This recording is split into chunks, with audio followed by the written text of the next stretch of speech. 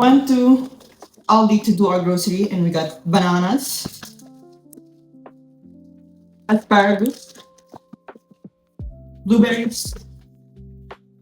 I got two of blueberries, two of blackberries, and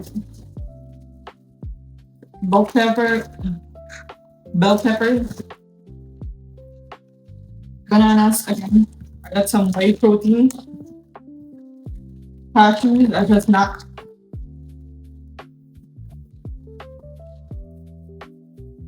cabbage, milk. I have two different creamer here. I really like this one. And I have heavy whipping cream. And we have kiwi, broccoli, strawberries,